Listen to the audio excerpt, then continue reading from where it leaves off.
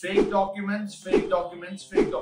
ఈ వీడియో ఎవరైతే fake documents పెట్టుకొని అబ్రాడ్ కి పోదాం అనుకుంటున్నారో వాళ్ళ కోసం ఈ వీడియో.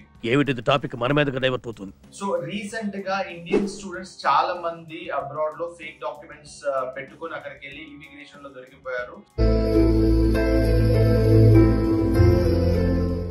దీని వల్ల ప్రాబ్లం ఏమైతుందంటే మీరు కట్టిన ఫీజు ఎనికి రాదు. సో రీసెంట్ గా హైదరాబాద్ ఎయిర్పోర్ట్ లో ఒక ఇన్సిడెంట్ జరిగింది. స్టూడెంట్ వచ్చేసి తెలంగాణ స్టూడెంట్, అతనికి కోవెంట్రీ యూనివర్సిటీ నుంచి ఆఫర్ వచ్చింది, క్యాష్ వచ్చింది, వీసా కూడా వచ్చేసింది. ఈ వీసా వచ్చిన తర్వాత ఇమిగ్రేషన్ లో ఆ స్టూడెంట్ ఎయిర్పోర్ట్ లో వెళ్ళేటప్పుడు జనరల్ గా కొంచెం సస్పీషియస్ ఉండి స్టూడెంట్ బేసిక్ క్వశ్చన్స్ అడిగారు. ఆ క్వశ్చన్స్ లో తెలిసింది ఏంటంటే స్టూడెంట్ ఫేక్ డాక్యుమెంట్స్ పెట్టుకొని పోయింది.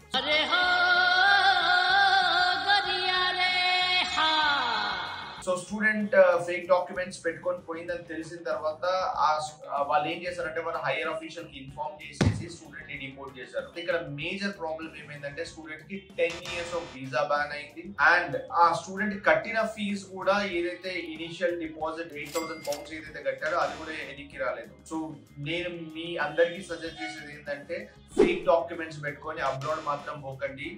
ఎందుకు అంటే ఒక్కసారి ఫేక్ డాక్యుమెంట్స్ వల్ల మీరు దొరికితే మీ కెరీరే ఖరాబ్ అయిపోతుంది. ఒకవేళ మీకు వీసా వచ్చి మీరు అబ్రాడ్ కి పోయినా గానీ మీరు ఫేక్ డాక్యుమెంట్స్ పెట్టుకొని పోతే మీరు అక్కడికి వెళ్ళిన తర్వాత సబ్జెక్ట్స్ క్లియర్ చేయలేరు, మీరు కట్టిన అమౌంట్ వేస్ట్ అయిపోతుంది.